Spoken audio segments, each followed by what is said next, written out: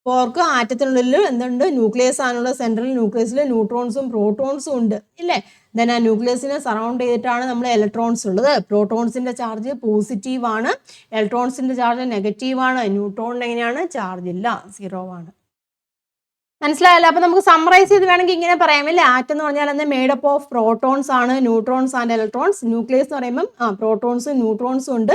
ഇലക്ട്രോൺസിനാണ് move around the nucleus in orbit and have a negative ചാർജും ആണുള്ളത്. Clear ആയല്ലോ. ഇത് അങ്ങനെ ആവുകയാണെങ്കിൽ താഴെ ഇവിടെ ഒരു ടേബിൾ കൊടുത്തിട്ടുണ്ട്. അതാ നോക്കിയേ. So find the charge of an atom in the table given below. താഴെ ഒരു ടേബിൾ കൊടുത്തിട്ടുണ്ട്. അപ്പം ചാർജ് ഏതൊക്കെയാണെന്ന് കണ്ടുപിടിക്കാനാണ് ഇവിടെ പറഞ്ഞിരിക്കുന്നത്. അതാ നോക്കിയേ. ഇവിടെ എന്താണ് പറഞ്ഞിരിക്കുന്നത്, നമ്പർ ഓഫ് പ്രോട്ടോൺസും നമ്പർ ഓഫ് ഇലക്ട്രോൺസും ഉണ്ട്. അപ്പോൾ ഏതാണ്, നമ്പർ ഓഫ് പ്രോട്ടോൺസും നമ്പർ ഓഫ് ഇലക്ട്രോൺസും അവിടെ ഈക്വൽ ആണ്. അപ്പോൾ എന്താണ് ചാർജ് വരുന്നത്, എന്തായിരിക്കും, ന്യൂട്രൽ ആണെന്ന് പറയാം അല്ലേ. രണ്ടും ഈക്വൽ ആണ്. ഇനി നമ്പർ ഓഫ് പ്രോട്ടോൺസ് 26 ആണ്, നമ്പർ ഓഫ് ഇലക്ട്രോൺസ് എന്ന് പറഞ്ഞിരിക്കുന്നത് 24 ആണ്. അപ്പോൾ എന്തായിരിക്കും അതിൻ്റെ ചാർജ്, നമ്പർ ഓഫ് പ്രോട്ടോൺസ് അല്ലേ കൂടുതൽ, അതായത് അതിന് ചാർജ് ഏതായിരിക്കും, പോസിറ്റീവ് ചാർജ് ആയിരിക്കും ഉണ്ടായിരിക്കുന്നത്. മനസ്സിലായല്ലോ. ഇതൊക്കെ നമ്പർ ഓഫ് പ്രോട്ടോൺസും നമ്പർ ഓഫ് ഇലക്ട്രോൺസ് വന്നിട്ടുണ്ട്. നമ്പർ ഓഫ് പ്രോട്ടോൺസ് ആണ് ഇവിടെ കൂടുതൽ, നമ്പർ ഓഫ് ഇലക്ട്രോൺസ് ഇവിടെ കുറവാണ് ഇല്ലേ. അപ്പോൾ അതാണ് അതിൻ്റെ ചാർജ് എങ്ങനെയായിരിക്കും, പോസിറ്റീവ് ചാർജ് ആയിരിക്കും. ക്ലിയർ ആയല്ലോ പറഞ്ഞത്. അപ്പം ചാർജ് രണ്ട് ഈക്വൽ ചാർജ് ആവുകയാണെങ്കിൽ, പ്രോട്ടോണിൻ്റെ ഇലക്ട്രോണിൻ്റെ നമ്പർ ഈക്വൽ ആവുകയാണെങ്കിൽ ന്യൂട്രൽ ആയിരിക്കും. ഇനി നമ്പർ ഓഫ് പ്രോട്ടോൺസും ആണെങ്കിൽ അത് പോസിറ്റീവ് ചാർജ് ആയിരിക്കും.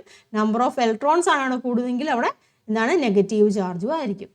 അപ്പം ഈ ടേബിൾ ബേസ് ചെയ്തിട്ടാണ് ഇവിടെ ക്വസ്റ്റ്യൻ കൊടുത്തിട്ടുണ്ടോ. What is the reason for an atom to be electrically neutral. ഒരു ആറ്റം ഇലക്ട്രിക്കലി ന്യൂട്രൽ ആവാനുള്ള റീസൺ എന്താണ്, റീസൺ എന്ന് പറഞ്ഞിരിക്കുന്നത്. അതാ നോക്കിയാൽ ന്യൂട്രൽ ആവുന്ന റീസൺ എന്താണ്, എന്ത് പറയാം, നമ്പർ ഓഫ് പ്രോട്ടോൺസ് അല്ലേ. Number of protons equal to number of electrons അല്ലേ. നമ്പർ ഓഫ് പ്രോട്ടോൺസും നമ്പർ ഓഫ് ഇലക്ട്രോൺസും ഈക്വൽ ആവുകയാണെങ്കിൽ എന്താണ്, അത് ഇലക്ട്രിക്കലി ന്യൂട്രൽ ആണെന്ന് പറയാം. ഇനി what is a charge obtained if the number of electrons in an atom is greater than the number of protons. Question മനസ്സിലായല്ലോ. What is a charge obtained if the number of electrons in an atom is greater than number of protons. Number of ഇലക്ട്രോൺസിന്റെ number കൂടുതലാണ് പ്രോട്ടോൺസിനേക്കാളും. അപ്പം എന്താണ് അതിന്റെ charge എങ്ങനെയായിരിക്കും, ഇലക്ട്രോൺസിന്റെ number കൂടുതലാവണമെങ്കിൽ അത് negatively charged ആയിരിക്കും. ശരിയല്ലേ.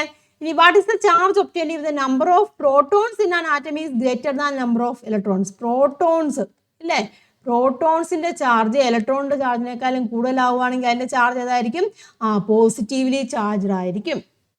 ക്ലിയർ ആയല്ലോ. അപ്പോൾ രണ്ടും ഈക്വൽ ആവുകയാണെന്നുണ്ടെങ്കിൽ അത് ന്യൂട്രൽ ആയിരിക്കും.